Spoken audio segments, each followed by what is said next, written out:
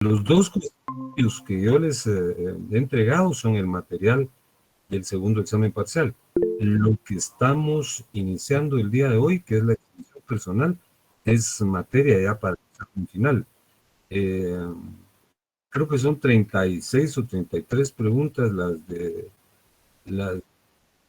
las que van a ser materia del segundo parcial. Ya, de acuerdo, licenciado, gracias. Vaya, Ari, no a usted por preguntar, lo vamos a enfatizar.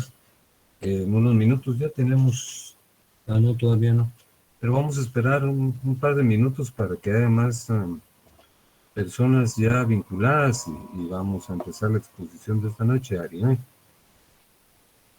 De acuerdo, Oli.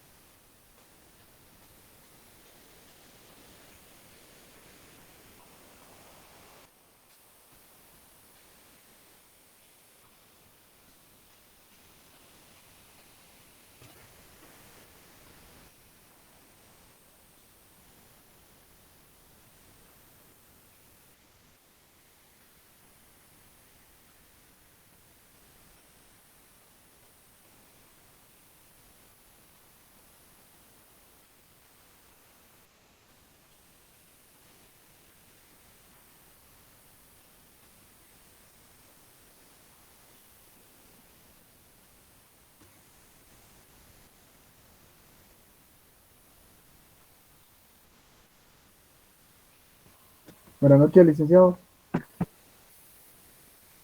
¿Qué tal está, Mauricio? Muy buena noche, bienvenido. Buenas noches, licenciado. La lluvia está un poco fuerte, a ver si le podemos escuchar, a ver si estamos presentes.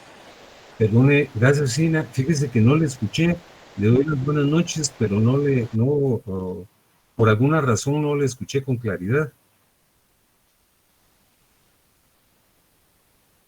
Bueno. Licenciado, aquí en zona 6 está muy fuerte la lluvia. Sí, Rina, es cierto. Y él le subía bien el volumen. Muchas gracias, Rina, es usted muy fina. Quedaba aquí escuchándole, viéndole. Que bueno, fíjese que en efecto, sí, la lluvia está muy copiosa por este sector donde yo vivo también, y tengo entendido que en varios sectores de la capital está lloviendo torrencialmente, ¿verdad? Buenas noches, licenciado. ¿Qué tal está, Lisette? Bienvenida. Bienvenida, Evelyn.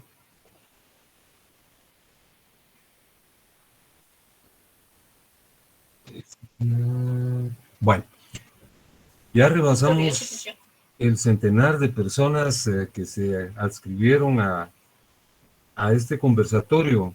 Entonces, como de costumbre, les presento un saludo muy respetuoso y afectuoso. Deseo que estén bien, ¿verdad?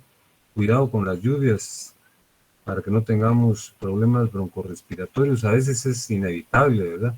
Pero sí es increíble la fuerza de esta parte del año en cuanto a las lluvias, ¿verdad? Ha sido terrible. ¿Qué tal, Gustavito? Muy buenas noches. Bienvenido. Pues deseo comentarles algo. Ari me hacía una pregunta que es muy puntual, como todas las que ella formula regularmente. Fíjense que lo que vamos a estudiar es lo relativo al amparo. Y ustedes ya tienen en su poder dos cuestionarios que tienen una sumatoria de 33 preguntas. Repito, para dejarlo claro, de esas 33 preguntas yo estaré tomando 20 para redactar la prueba, que tiene un valor de 40 puntos. Se los extendí con antelación para que ustedes lo vayan resolviendo cuidadosamente, ¿verdad? Estudiando y que obtengan la mejor nota, ¿verdad? Para que todos estemos tranquilos ya, ustedes con una buena zona y yo pues satisfecho de que las cosas estén saliendo bien. Hoy vamos a hablar de la exhibición personal. A partir de lo que veamos hoy, estaremos generando material para el examen final. Fíjense que, como ustedes se van a percatar, el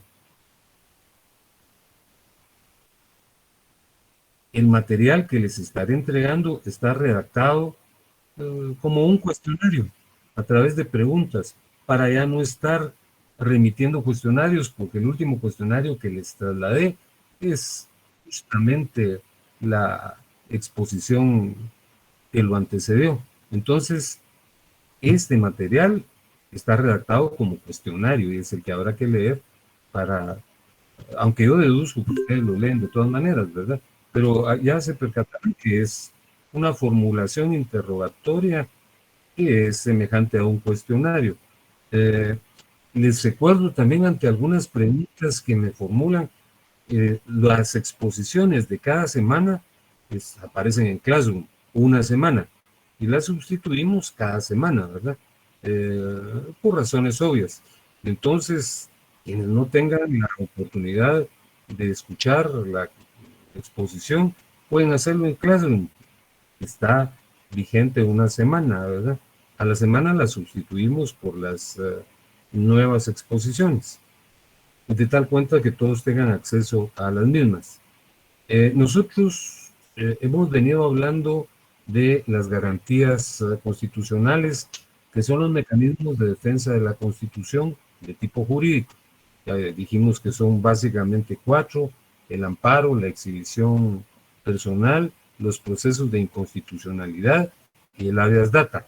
Entonces, ya agotamos el amparo, que reitero, insisto y enfatizo, ese es el material del segundo parcial, ahí está contenido en un cuestionario. El día de hoy tenemos un ejercicio que pues lo vamos a comentar en torno al amparo, porque también está vinculado al cuestionario.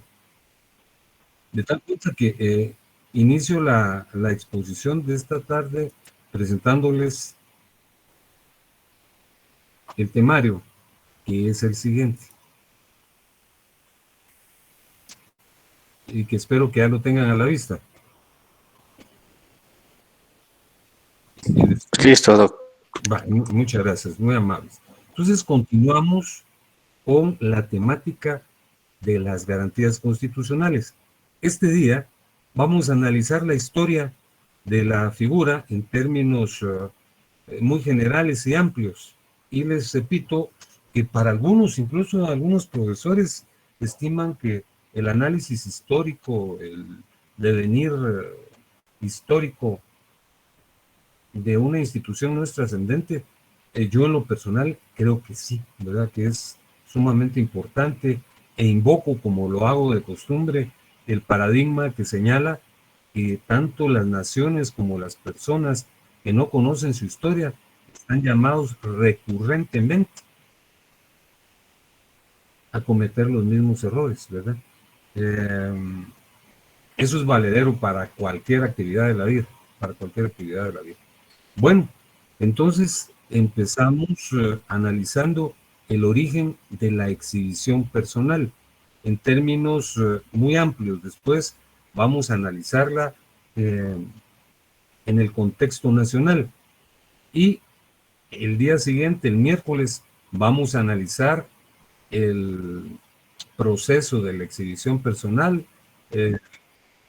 Y para ese efecto, desde ya les pido, aunque esto es obvio y lógico que ustedes tienen que tenerlo a la mano, que tengan a la mano su constitución, su ley de amparo y el acuerdo 1/2013 de la Corte, porque les voy a trasladar, como lo hicimos con el amparo, un esquema que será menester exponerlo y que ustedes lo analicen conjuntamente con este servidor. Bueno, hablamos del origen de la exhibición personal. Fíjense que en el número 1 señalamos algo que es muy importante. Realmente no se puede precisar con exactitud, no se puede señalar en qué lugar dio inicio a la exhibición personal, porque realmente la estructura de todas las sociedades, desde que el género humano empezó a conformarse en grupos, permite distinguir dos tipos de personas. los dominantes y los dominados. Eso ha sido ineglutable, ha sido desde siempre, y desde siempre en cualquier régimen, en cualquier sistema, los gobernantes cometen abusos e incurren en falencias muy severas, ¿verdad? Que imponen que se produzcan mecanismos para limitar el poder. La exhibición personal es uno de esos mecanismos. Y les repito, no podemos precisar en qué momento surgió ni en qué cultura surgió. Fíjense que en el 1.2, les señalaba, miren, así es como les voy a formular las preguntas. ¿Cuál es el origen de la exhibición personal? Y aquí lo explicamos. Entonces, fíjense que les decía que es imprecisable, ¿verdad? Que no podemos determinar dónde empezó porque siempre han existido dominados y dominadores y ha sido una lucha constante en la historia de la humanidad por evitar los abusos de los dominantes, de los gobernantes. Pero fíjense que algunas referencias, te las traigo a cuenta porque las requiere el programa y en la mayor parte de textos se consignan. Algunas referencias señalan que la exhibición personal empezó en la cultura china, una cultura milenaria y ritualista y misteriosa, y se le atribuye a estos dos personajes que son muy conocidos, ¿no? Lao Tse y Confucio, o Confuce, como es el nombre correcto, ¿verdad? Lao Tse y Confucio. Estas personas propugnaron, fíjense desde qué época, porque la democracia era la mejor forma de gobierno. Predicaron la igualdad entre los seres humanos, pero lo más importante es que predicaron algo que ahora se incorpora en todas las constituciones modernas, el derecho a la rebelión, el derecho a no acatar órdenes ilícitas, a no acatar órdenes inconstitucionales. Entonces, la mayor parte de autores atribuyen a las reflexiones de estos dos conocidos personajes, Lao Tse y Confucio, el surgimiento de las primeras cavilaciones y reflexiones y meditaciones en torno a la forma de evitar el despotismo. E incluso ellos fomentaron, propiciaron, argumentaron en favor de la rebelión. Si ustedes ven en nuestra Constitución, dice que nadie está obligado a acatar órdenes ilícitas. Y fíjense desde cuándo procede esa norma. Pero fíjense que en la medida de que la humanidad fue evolucionando, aparecieron culturas muy luminosas, como los griegos. ¿Se recuerdan ustedes de los griegos, los pensadores griegos más conocidos como Sócrates, Platón y Aristóteles, ¿verdad? Sócrates, que para cumplir la ley, él pudo escapar cuando ya estaba detenido, cuando estaba preso, pero dijo que él debía acatar lo dispuesto por los jueces y se tomó la cicuta, se bebió el veneno. Entonces, Sócrates transmitió un pensamiento básico de la convivencia humana, que todos somos libres e iguales. Sorprende esto, porque en efecto, los griegos argumentaban que todos éramos libres e iguales, y Platón y Aristóteles también preconizaron lo mismo, pero recuerden que esa libertad e igualdad solo era en Grecia para cierto tipo de personas, porque ahí se reconocía la esclavitud, solo que ellos argumentaban que los esclavos no eran seres humanos, sino eran bienes, eran cosas, ¿verdad?, que se podían vender. Entonces, esta libertad e igualdad que preconizaban y que el que empezó a formularla fue Sócrates, tenía esa falencia, ese pecado, ¿verdad? Que ellos eran una sociedad que reconocía y defendía la esclavitud. Fíjense que aunque cueste reconocerlo, esto ya lo platicamos en alguna oportunidad, en Roma es donde prácticamente se origina la exhibición personal. Los romanos también eran una sociedad estratificada, ¿verdad? Ahí existían básicamente dos clases sociales, los patricios o nobles y los plebeyos. Repito, al igual que en todas las sociedades, dominantes y dominadores, ¿verdad? Dominantes y dominados, perdón. Entonces, obviamente, como era un imperio, ¿verdad? Como eran racistas, inequitativos, pues ejercían las clases dominantes un poder extremo que debía combatirse mediante medidas jurídicas, eso sí, básicamente, ¿verdad? Fíjense que ellos incluyeron, esto aparece en el 1.5, una posibilidad. Cuando un funcionario concluía su actividad como tal, es decir, cuando expiraba su cargo, lo podían demandar. Pero esta no era una medida institucional, no era una rendición de cuentas como funcionario, sino a quien había atropellado lo podía demandar. Pero les traigo a cuenta dos figuras que nosotros ya comentamos. Una de ellas es el edicto del Homo Libero Exhibiendo, que ese es el verdadero origen de la exhibición personal. Y lo traigo a cuenta para que lo recordemos, porque ya lo he explicado con antelación, pero se los comento. Los romanos eran una cultura jurídica por excelencia, pero al principio de los tiempos en la monarquía, todos recordamos que ellos atravesaron dentro de su decurso histórico 3 etapas: la monarquía, la república y el imperio. En la monarquía, precisamente, los contratos que se celebraban eran contratos ritualistas y personalistas. ¿Por qué eran ritualistas? Fíjense que, por ejemplo, si se iba a celebrar una compraventa, el comprador y el vendedor tenían que acudir ataviados de cierta forma, se ponían aquí a su famosa toga virilis, que era beige con orillas rojas, ¿verdad? Tenían que peinarse de cierta manera, el ambiente donde se celebraba el contrato tenía que estar perfumado, y si, por ejemplo, lo que se iba a vender era un inmueble, había que llevar, como ya les he explicado en varias oportunidades, una rama de un árbol plantada en el terreno que se iba a vender, o una bolsa de tierra extraída del terreno que se iba a vender. Y si no se cumplían con esos requisitos, el contrato no tenía ninguna validez. Entonces, en principio, los contratos en Roma eran ritualistas, pero también eran personalistas. ¿Qué quería decir eso?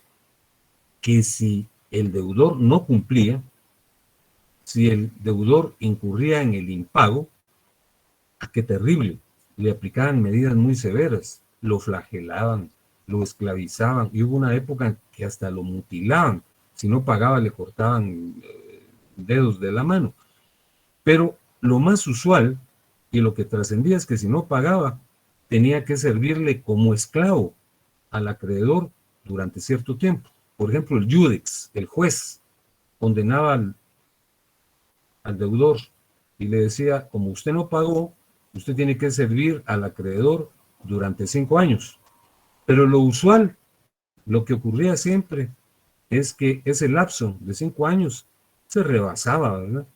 Y el acreedor no lo liberaba, lo tenía allí a su servicio ya ilegalmente. Entonces el deudor interponía un procedimiento que se llamaba edicto del homo libero exhibiendo, es decir, edicto del hombre que tiene que ser liberado y que hay que exhibirlo.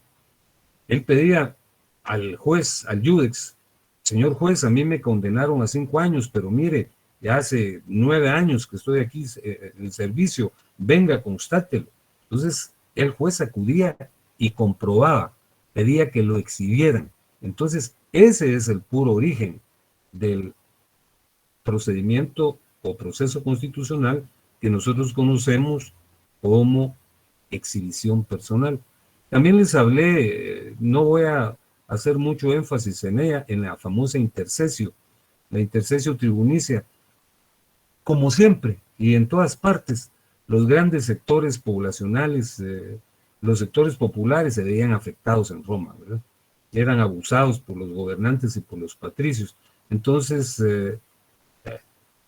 en un momento dado se emitieron las famosas 12 tablas, que era una ley que creó una figura que era la de los pretores de la plebe, que eran defensores del pueblo, ¿verdad? Entonces lo defendían contra todas las actitudes anárquicas y ilícitas de la clase poderosa. Pero de estas dos figuras yo hago hincapié en el edicto del homo libero exhibiendo, que ya les conté cómo surgió, que era cuando el deudor era sancionado por no pagar, a servirle al acreedor durante cierto tiempo, pero el acreedor abusivamente lo mantenía ahí sin liberarlo. Entonces el deudor, que ya había cumplido el lapso de servicio, acudía ante el judex, ante el juez, para pedirle que lo exhibieran y que se hiciera notar que estaban abusando de su condición. Ese es el origen. Pero también cabe señalar uno de los textos más impresionantes de la historia de la humanidad, que es la Carta Magna.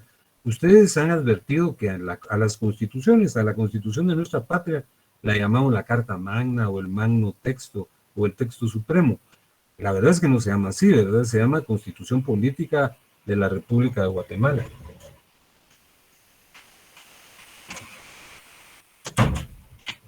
Mil perdones, pero se está entrando la lluvia. Pues les decía yo que la Carta Magna fue un texto que existió, en efecto, en el año 1215 en Inglaterra. Y por cierto, es verdaderamente sorprendente lo que ocurre. Este es un comentario colateral que parte de mis propias reflexiones. Fíjense que una de las cunas del constitucionalismo moderno fue Inglaterra. Ahí surgió el movimiento constitucional, como nosotros lo vimos, el constitucionalismo clásico surgió en Inglaterra. Entonces es verdaderamente sorprendente que siendo una cuna libertaria, una cuna del movimiento constitucional, ellos todavía mantengan la monarquía y todavía asuman actitudes medievales, ¿verdad? Como que si en efecto viviésemos en estos remotos tiempos. Pero fíjense que tiene mucho mérito el hecho de que en Inglaterra, durante la época de Juan Sin Tierra, que fue un monarca abusivo y despótico, surgió la Carta Magna, y allí, en el artículo 46, se hizo contener el principio del debido proceso, que ahora todavía se reconoce, que es algo básico en todas las legislaciones, ¿verdad? Entonces fue incluido en la famosa Lex Terrae, la ley de la tierra. Fíjense que el propio rey no podía arrestar, expulsar o privar de sus propiedades a un ciudadano sin que hubiese un juicio previo. Es el artículo 13 de nuestra Constitución, ¿verdad? Nadie puede ser condenado sin antes ser citado, oído y vencido en juicio. Eso data del año 1215, de esa época.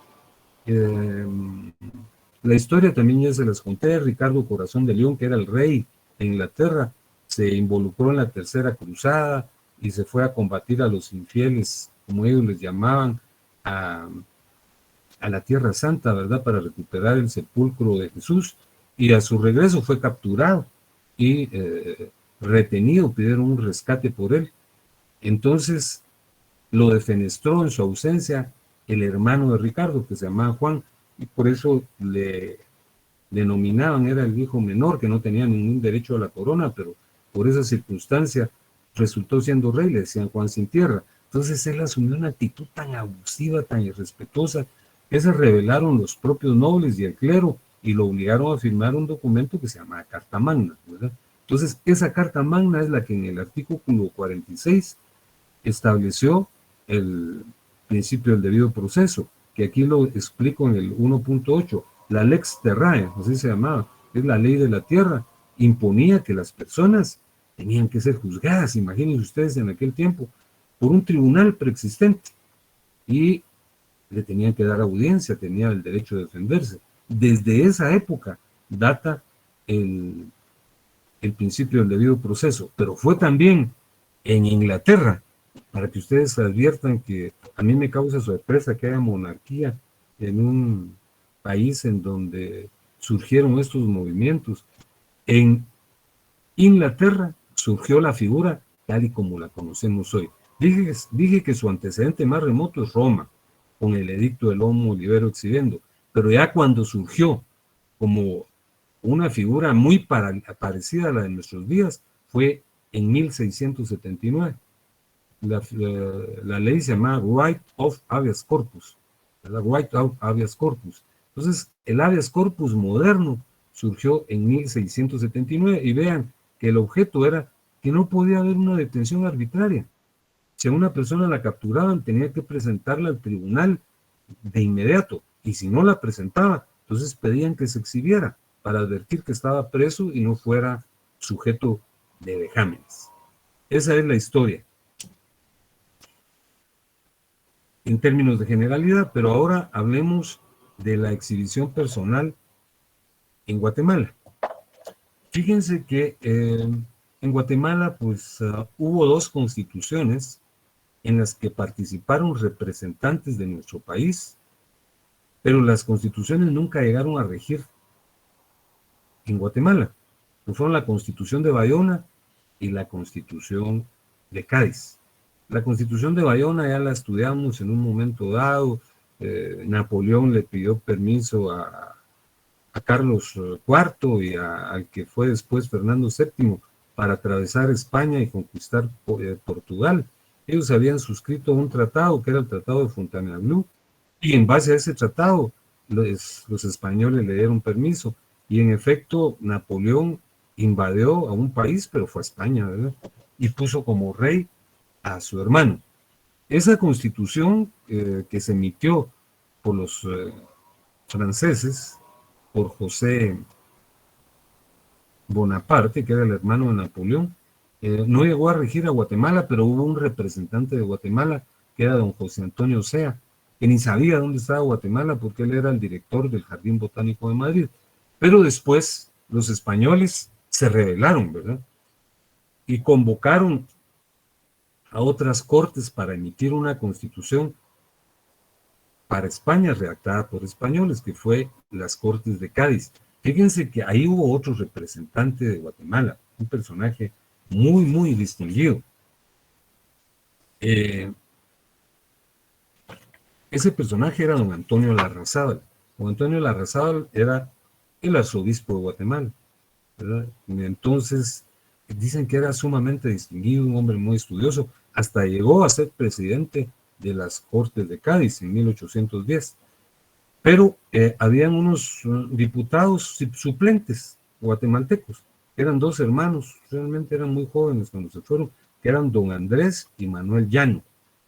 Entonces fíjense que lo notorio y especial de la participación de estos hermanos es que ellos presentaron ante las Cortes de Cádiz un proyecto de habeas corpus. Pero como eran del Reino de Guatemala, ¿verdad? Como eran de las provincias ultramarinas, ni siquiera lo tomaron en cuenta. Y era un proyecto muy bien redactado, pero nunca llegó a regular Guatemala. Pero la Constitución de Cádiz sí reconoció el habeas corpus en el artículo 172, como lo señalamos en el 2.2, ¿verdad? Pero esa figura del habeas corpus o de la exhibición personal, la que aprobó la Constitución de Cádiz, la estoy trayendo a cuenta como una referencia histórica porque nunca llegó a regular a nuestro país. Las constituciones de Guatemala, propiamente dichas, empezaron en 1824, que es lo que señalamos en el 2.3. Recordemos que declarada la independencia en 1821, ¿verdad? Nos integramos primero al Imperio Mexicano de Agustín de Iturbide, fuimos mexicanos un tiempo, ¿verdad? Y luego nos adscribimos a una república federal que era la de las Provincias Unidas de Centroamérica. Y había una constitución federal, que fue la Constitución de 1824. Ahí no se reconoció la exhibición personal, pero habían algunos artículos que protegían demasiado,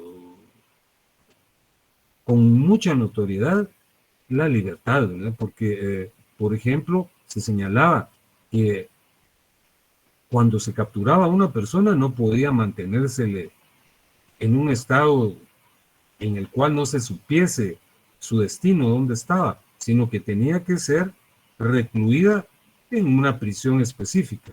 Entonces, eso era una garantía, porque regularmente ocurría que los capturaban y los desaparecían o no se sabía dónde estaban, ¿verdad? Era una zozobra para los familiares.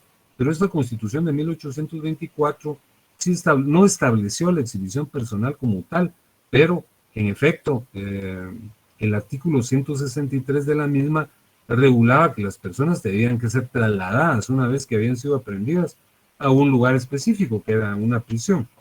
La Constitución de 1825, que era la Constitución del Estado de Guatemala, no de la República Federal, sino del Estado en particular, ahí hizo énfasis en una serie de aspectos libertarios, ¿verdad? Como que todos los hombres somos libres y que no había esclavitud, pero tampoco reguló la exhibición personal.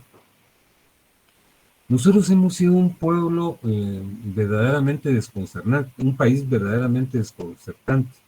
Fíjense que solo se obtuvo la libertad, nos adscribimos o nos adscribieron, ¿verdad? Los criollos al Imperio Mexicano de Agustín de Iturbide.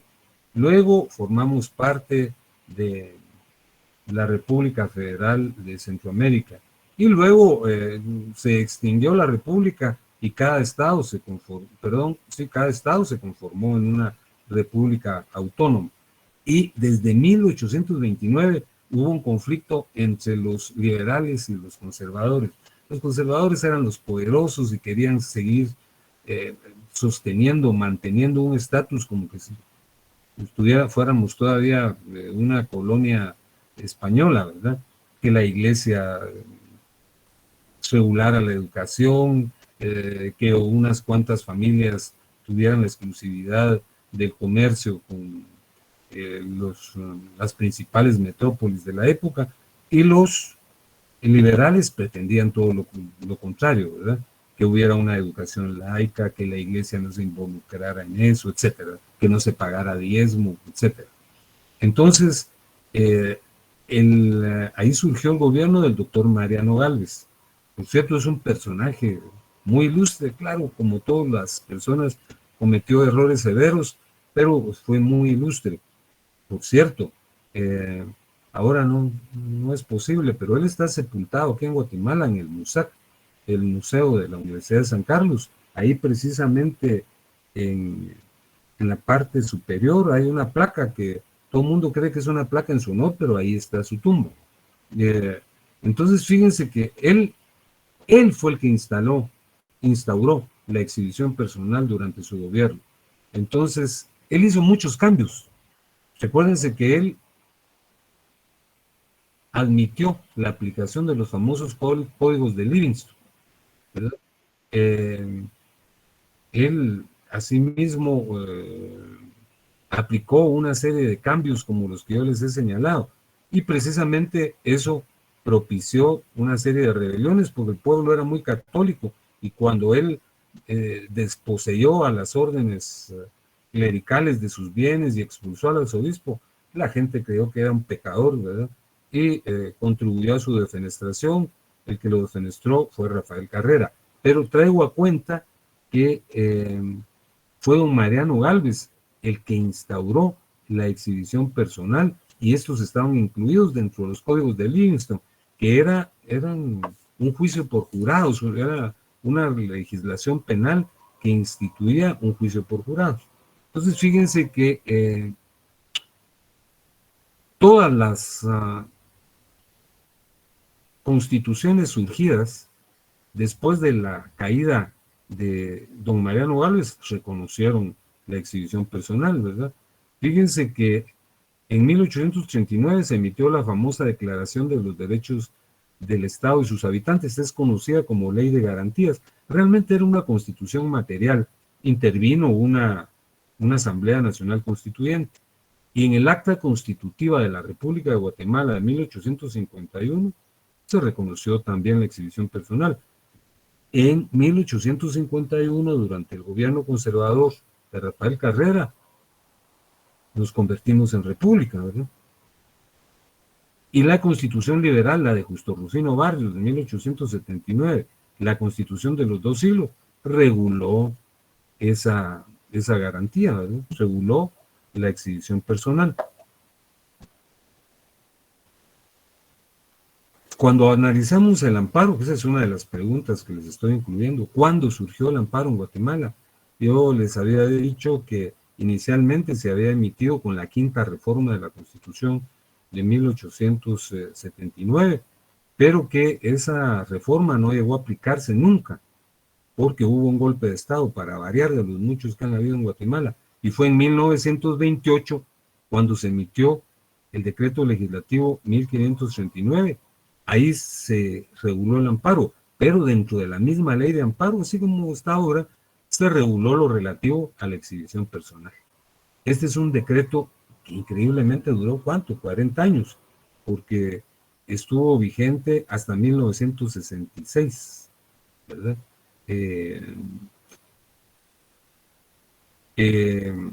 Fue cuando se emitió la Constitución de 1965, y ahí se emitió el decreto número 8, que era la ley de amparo, habeas corpus y de constitucionalidad, que estuvo vigente hasta 1986, que es cuando se emitió la Constitución actual y las 4 leyes constitucionales que nosotros conocemos: la ley de orden público, la ley electoral y de partidos políticos, la ley de emisión del pensamiento y la ley de amparo. Entonces, en la actualidad, la ley de amparo es una ley, se llama, nosotros le decimos ley de amparo nada más, ¿verdad? Pero hay que denominarla como se llama: ley de amparo, exhibición personal y de constitucionalidad. Entonces, esta ley ya venturosamente ha permanecido, es una muy buena ley. Como yo les comenté en la última oportunidad, ha sido ampliada con algunos señalamientos de que es una normativa incorrecta por el Acuerdo 1-2013, pero el 1-2013 vino a actualizarla, ¿verdad? Entonces, en este texto, la exhibición personal está regulada en 32 artículos, que parten del artículo 82 al 103. Entonces, el día miércoles, por favor, aunque ustedes siempre la tienen a mano, les pido que tengan a la disposición su Constitución, la Ley de Amparo, Exhibición Personal y de Constitucionalidad, el Acuerdo 1-2013, porque vamos a analizar el procedimiento, ¿verdad?, correspondiente. Fíjense que a continuación vamos a resolver, o vamos a escuchar cómo resolvieron ustedes el ejercicio que dejamos. Por favor, esto no es la Inquisición, ¿verdad? Entonces, a veces hasta me da pena preguntar, pero creo que sí es necesario, porque es menester realizar estas actividades, ¿verdad? Estamos en una actividad académica. Quien no lo haya hecho, sencillamente me dice: mire, yo no tuve tiempo o algo así, pero sí quisiera que participaran en la discusión, porque también es evidente que cuando yo empiezo a hacer preguntas, pues casi la mitad de las personas que se han adscrito a la exposición abandonan la misma, y eso no es importante, porque lo que, para serles sincero, creo yo que es incorrecto es que uno pregunte y se queden callados cuando yo he advertido que sí están presentes. Solo con que me digan: miren, en este momento no tengo posibilidades de responder, pero estoy escuchando, ¿verdad? Fíjense que le voy a preguntar a alguien que no es de... Llego yo la lista, ¿verdad? A ver, le pregunto a Jacqueline Zulema Hernández Guzmán, que sí está presente, o por lo menos así me parece. Bueno. A Javier Andrés Milián Recinos.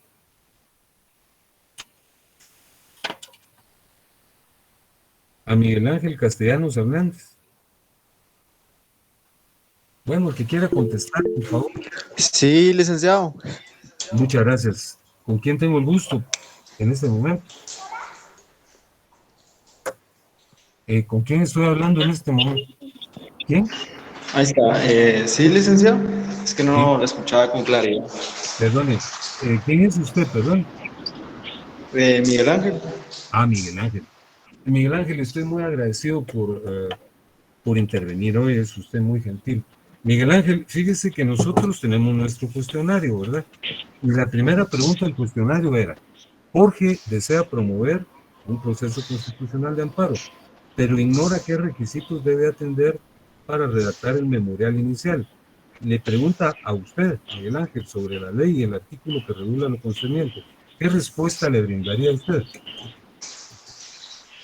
Pues, licenciado, sinceramente, pues yo pues no he tenido la oportunidad de realizar el ejercicio. No, He recibido sus clases, pero sinceramente no muchas tengo gracias. aquí cómo fundamentarme. Muy bien, muy bien. Entonces le vamos a... Disculpe. Muchas gracias, Miguel Ángel. Mire, eso es lo correcto, ¿verdad? Es una actitud muy caballerosa la suya y le agradezco. Licenciado, A ver, ¿quién desea intervenir? hoy Yoli, Por favor. ¿Con quién estoy sí, hablando en este momento? Ari, Va. Ari, ay, Ari, muchas gracias. Usted siempre tan fina. Ari, pues ¿cuál es la respuesta? yo le diría a la persona que con lo de la presentación de la solicitud del amparo es el artículo 21. Exactamente, muy bien. Esa es la respuesta. Artículo 21 de la Ley de Amparo, Exhibición Personal y Correcto. Constitucionalidad, y el 10 del 1 de 2013, pero su respuesta es muy correcta, Ari. Yo le estoy sumamente agradecido. Y mejor le pregunto a usted, porque para que vayamos directo al grano, ¿quiere que le pregunte su respuesta en la número 2, Ari? Pues en este caso, si hay errores dentro de Sí. la La pregunta 2 es, Jorge presentó el memorial inicial para promover el proceso de amparo, pero el tribunal al resolver determinó que el planteamiento tenía varios errores. Entonces, ¿qué procede en este caso? Leamos el artículo. A ver, Ari, ¿qué manda? a ver cómo la respondió usted. Y si no la respondió, leamos el artículo 22 de la Ley de Amparo. Ahora le doy lectura.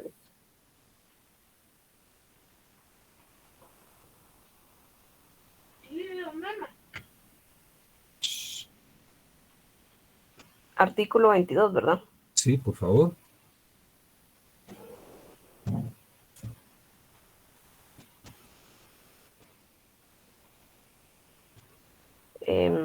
Dice, omisión de requisitos en la petición. Cuando la persona que solicita un amparo haya omitido el señalamiento de uno o más requisitos en la interposición o sea defectuosa la personería, el tribunal que conozca del caso resolverá dándole trámite al amparo y ordenando al interponente cumplir con los requisitos faltantes dentro del término de 3 días, pero en lo posible no suspenderá el trámite.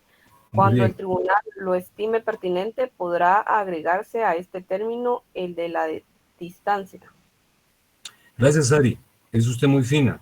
Fíjese que ya nos respondió dos extremos básicos. Primero, que el memorial debe observar lo dispuesto en el artículo 21. Si tiene errores, a la persona que lo interpuso le dan 3 días para que los corrija. Entonces, le pregunto a alguien que quiera intervenir, por favor, porque ya me da pena preguntar, ¿verdad? O señalar a alguien. Yo puedo participar, licenciado. No, por favor, por favor. ¿Con quién tengo el gusto, perdón? Shirley Miranda. Gracias, Shirley, muy fina. Oye, Shirley, ¿y qué ocurre si no son subsanados los errores? Pero, licenciado, pues sí, yo realicé mi tarea esperando que esté bien, si no, pues estoy acá abierta a que me pueda corregir. Yo puse en el número 3 que si los errores no son subsanados, se suspende el trámite. Ahí está. Mire, verdaderamente es gratificante. Imagínense eso, qué respuesta, no solo la respuesta académica, ¿verdad? Yo realicé mi tarea y si incurrí en un error, para eso estamos, ¿verdad? Para subsanarlo, al igual que cuando planteamos un amparo. Muchas gracias, Chile. Hoy es usted muy fina. Claro, estoy muy agradecido por su intervención. Con gusto. Bueno, ¿alguien más quiere intervenir para referirse a la respuesta? Licenciado, ¿Sí? Buenas noches. ¿Con quién tengo el gusto? Con Lisette. Lisette. Muchas gracias, Lisette, por intervenir. Bueno, la número 4. Digamos en la... Ajá. Subsanados los errores. Se corrigieron los errores. Le dijeron, mire, usted tiene tales errores, los corrige. Que notifica a la autoridad impugnada para que remita los antecedentes o un informe. ¿En qué lapso debe remitir el informe? ¿Y qué ocurre si la autoridad impugnada no remite el expediente o el informe? Entonces hay que citar el artículo. A ver, por favor. Le dan un lapso para remitir el informe o los antecedentes de 48 horas. Así es. Si la autoridad impugnada no remite el expediente, se otorga el amparo provisional. Exactamente, exactamente. Mire, muchísimas gracias. Le estoy muy agradecido. Es usted muy fina, oye, por su intervención. A ver. A la orden, Lic. Muchas gracias, Lisette. Es usted estoy muy agradecido. A ver, ¿quién más quiere intervenir?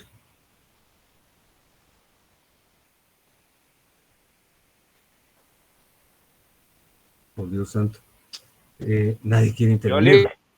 Por favor. Hay dos caballeros. ¿Quién fue el primero que dijo yo?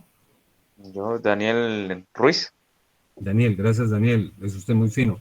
Daniel, bueno, dígame. La autoridad impugnada sí cumplió y remitió el informe circunstanciado. Entonces el tribunal lo recibe.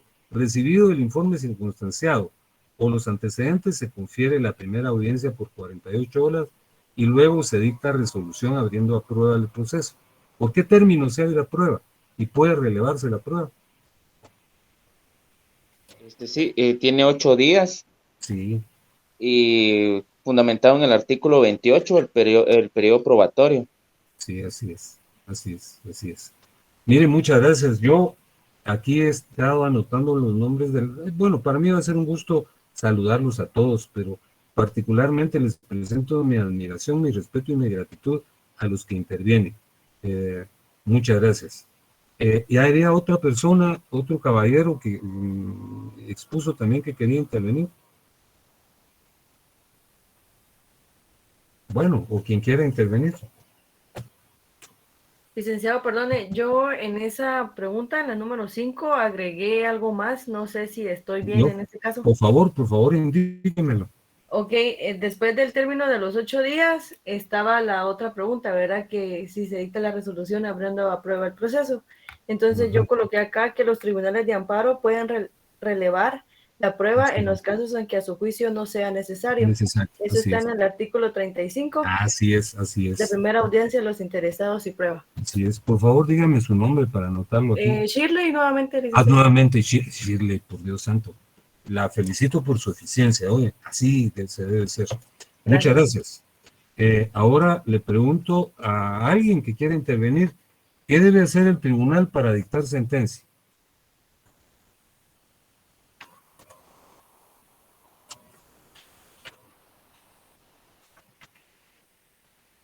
Nadie quiere intervenir.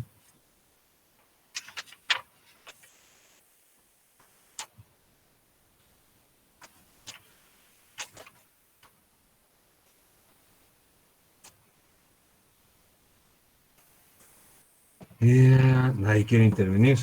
Shirley, ¿usted no quiere? gusta continúo? Sí, licenciado. Sí, por favor, sí. Bueno, yo coloqué acá, ¿qué debe hacer el tribunal para pronunciar la sentencia? Examinará los hechos, analizará las pruebas y actuaciones y todo lo permitente, examinará todos y cada uno de los fundamentos de derechos aplicables.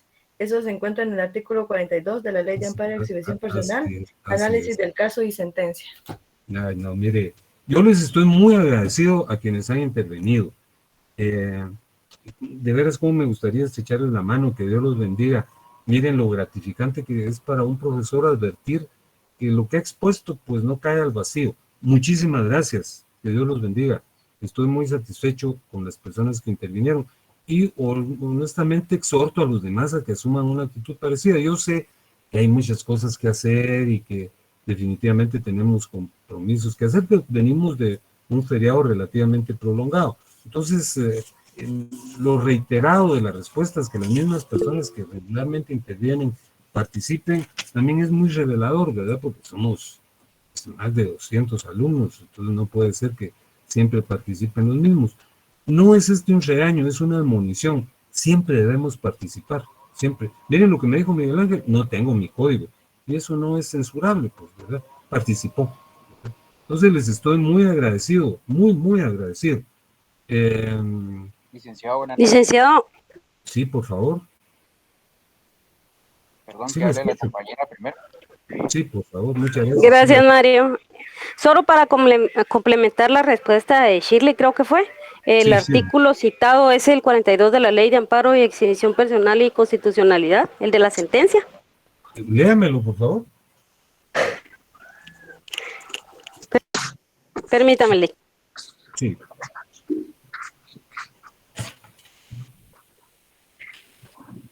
Es el 42, pero léamelo, por favor. Lo dice textualmente como lo dijo Shirley. ¿Usted quién es? Perdóneme, porque quiero tener su nombre también. Lisette Álvarez Lic, pero no tengo esa ley a la mano. Bueno, Perdone, solo quería no, mencionar el artículo. no. Es el 42. Dice, análisis del caso y sentencia, así como nos dijo Shirley, al pronunciar sentencia, el Tribunal de Amparo examinará los hechos, analizará las pruebas y actuaciones y todo aquello que formal, real y objetivamente resulte pertinente.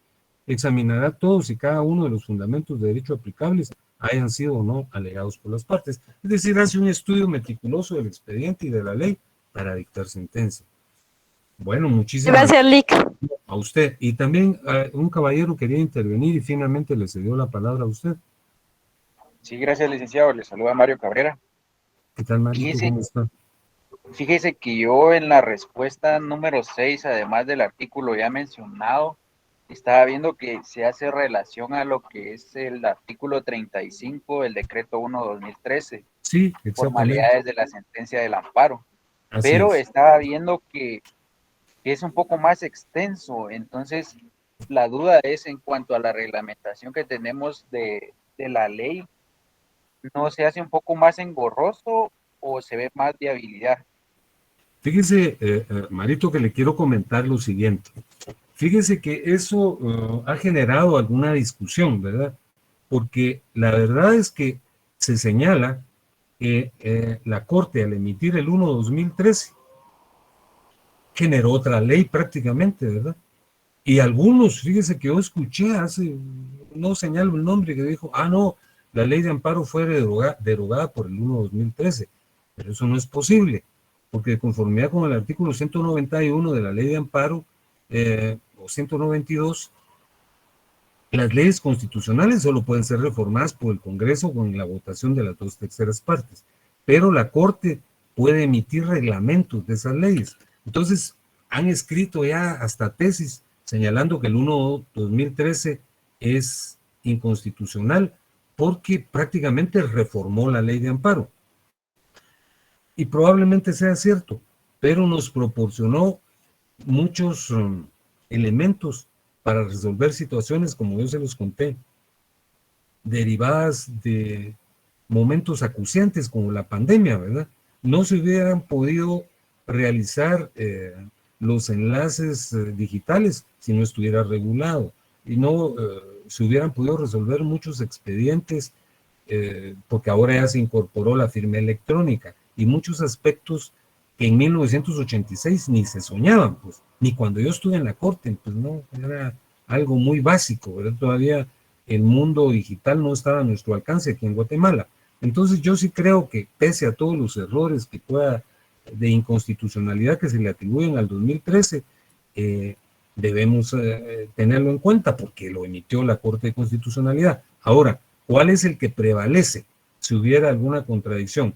¿La ley de amparo o el 1/2013? Prevalece la ley de amparo, ¿verdad? Porque la ley de amparo es la ley y este es un reglamento, pero debemos fusionarlos. Su señalamiento es absolutamente muy correcto.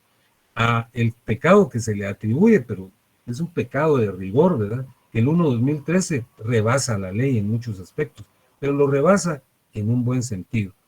Yo creo que su respuesta es correcta, es complementaria, pero con que se señale el 42 es más que suficiente, pero usted fue mucho más meticuloso y adicionó el fundamento que contiene el 1/2013. Muchísimas gracias. Con esto estamos concluyendo la actividad de esta noche. Muchísimas gracias, Mario, le agradezco mucho. Gracias, licenciado. No, a usted por intervenir. Fíjense que les pido que como vamos a revisar esquema del proceso el día miércoles, tengan a la mano su constitución, su ley de amparo y su 1/2013, que es necesario tenerlo, ¿verdad? Les relato y les realzo que la redacción de estos temarios en adelante está redactado de forma como un cuestionario. Entonces, de repente que ya no hacemos cuestionario porque sería repetir lo que tenemos, pero lo vamos a estar platicando. Yo creo que aunque se estudien las preguntas que están aquí, y a partir de la exhibición personal, nosotros vamos a tener por contenido lo que se exponga a partir de este día, a partir de la exhibición personal. Fíjense que no he podido determinar cuándo es nuestro examen, pero los segundos parciales empiezan el 3 de octubre. Entonces puntualizamos la fecha, pero ustedes ya tienen su cuestionario, que es de 36 preguntas, las que repito, de ahí tomaremos 20. ¿verdad? Así es que les deseo buena noche y miren, con todo el corazón, les agradezco a las personas que intervienen. Es muy satisfactorio escuchar que hay personas preocupadas y las que no asumen esa actitud, yo los exhorto para que la asuman, porque en la vida hay que participar, ¿verdad? Y se los digo por la vida profesional. Así es que muchas gracias, que Dios los bendiga y conversaré con ustedes el día miércoles.